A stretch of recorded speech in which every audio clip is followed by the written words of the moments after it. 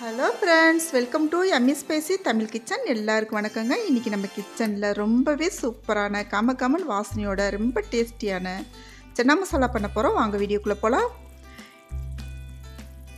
இந்த சென்னா மசாலா வந்துட்டு சப்பாத்தி, பூரி, பரோட்டா, நான் இது எல்லாத்தோடையுமே சூப்பரான காம்பினேஷனாக இருக்குங்க. நம்ம சேனலை நீங்கள் இது வரைக்கும் சப்ஸ்கிரைப் பண்ணலைன்னா சப்ஸ்கிரைப் பண்ணிக்கோங்க, பெல் ஐக்கானை கிளிக் பண்ணிக்கோங்க. இப்போ ஒரு குக்கர் அடுப்பில் வச்சுக்கலாங்க. வெள்ளை சுண்டல் வந்துட்டு நான் ஒரு 5 மணி நேரத்துக்கு முன்னாடி நல்லா ஊற வச்சு வச்சுட்டேங்க. இதை வந்துட்டு நம்ம இப்போ ஒரு 6 விசில் வச்சு எடுக்க போகிறோம். மூடி வச்சிடலாம். இப்போ ஒரு பாத்திரத்தை அடுப்பில் வச்சுட்டு ஆயில் சேர்த்துக்கலாங்க. ஒரு பெரிய வெங்காயத்தை கட் பண்ணி அதோடு சேர்த்து வதக்கி விட்டுக்கலாம்.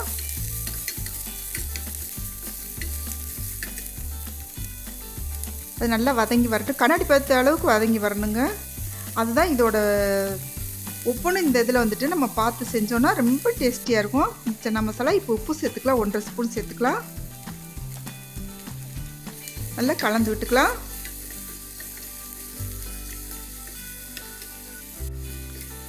நல்லா கண்ணாடி பார்த்த அளவுக்கு வந்த பின்னாடி ஒரு 7-8 முந்திரி பருப்பு சேர்த்துக்கலாங்க.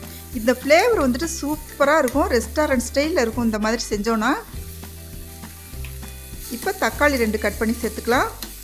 அந்த கிரேவியோட டேஸ்ட், அந்த ஃப்ளேவர் எல்லாமே இந்த விதத்தில் செஞ்சு பாருங்கள், நீங்கள் சூப்பராக இருக்குங்க. இப்போ வந்துட்டு தக்காளி வதக்கி விட்டாச்சு நல்லா. இப்போ கொஞ்சமாக தண்ணி சேர்த்துக்கலாம். இது சாஃப்டாக வெந்து வரட்டும். மூடி வச்சிடலாம். பாருங்கள், சூப்பராக வெந்து வந்துருச்சு. இப்போ நல்லா கலந்து விட்டுட்டு கரைஞ்சிடணுங்க தக்காளி. இப்போ ஆற வச்சிடலாம் நம்ம தனியாக எடுத்து. இப்போ சுண்டல் வந்துட்டு விசில் வந்துருச்சு. 6 விசில் விட்டுருக்கேதுக்கு பாருங்கள். பார்க்க முழுசாக இருக்கணும், ஆனால் வெந்து வந்திருக்கணுங்க.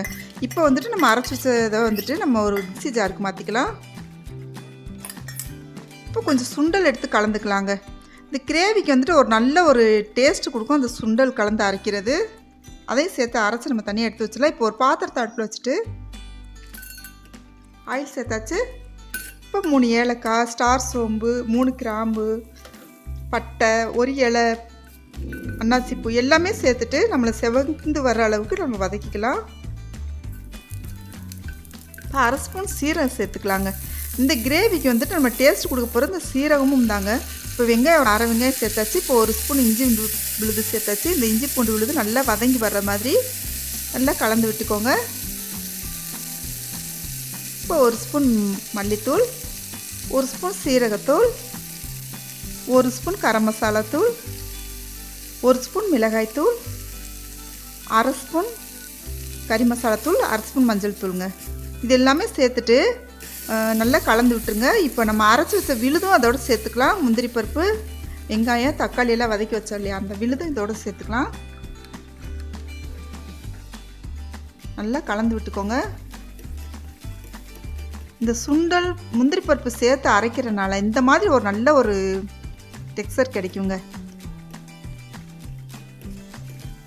இது ஒரு 5 நிமிஷத்துக்குனாலும் நல்லா வதங்கி வரட்டும். நம்ம ஆயில் கொஞ்சம் தான் சேர்த்துருக்கோம், ஆனாலுமே வந்துட்டு அந்த ஓரத்தில் வந்து எண்ணெய் பிரிஞ்சு வர மாதிரி வர்றது வரைக்கும் தாங்க பக்குவமாக நம்ம வதக்கணும். இப்போ வந்துட்டு மிக்ஸி ஜார் கழுவி ஊற்றிக்கலாம். இப்போ இந்த கிரேவிக்கு தேவையான அளவுக்கு நம்ம தண்ணி கலந்த சுண்டலுக்கு சேர்த்துக்கலாங்க.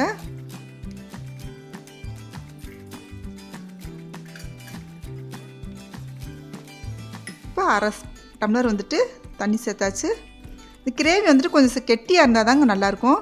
நல்லா கலந்து விட்டாச்சு. இப்போ மூடி போட்டு மூடி வச்சலாங்க. இது ஒரு 10 நிமிஷத்துக்குனாலும் நல்லா வெந்து வரணும். இப்போ உப்பு கொஞ்சம் சேர்த்துக்கலாம். இப்போ பாருங்கள், எண்ணெய் பிரிஞ்சு சூப்பராக வெந்து வந்துருச்சு. இப்போ கருவேப்பிலை தூவி விட்டுக்கலாங்க. இப்போ வந்துட்டு மல்லித்தலை தூவி விட்டுக்கலாம். இந்த மல்லித்தலை வந்துட்டு ஒரு 10 நிமிஷத்துக்குனாலும் சிம்மில் வச்சுட்டு நம்ம மூடி வச்சிடலாங்க. அப்போ தான் வந்துட்டு நான் இப்போ மூடி போட்டு மூடி வச்சுட்டு மூடி எடுத்துட்டேன். அந்தளவுக்கு நல்லா அந்த மல்லித்தலை வந்துட்டு அந்த ஃப்ளேவர் ஃபுல்லாக அந்த கிரேவியில் இறங்கிடும். மொத்தத்துக்கு இந்த கிரேவி வந்துட்டு இந்த மாதிரி செஞ்சோன்னா சூப்பராக இருக்குங்க.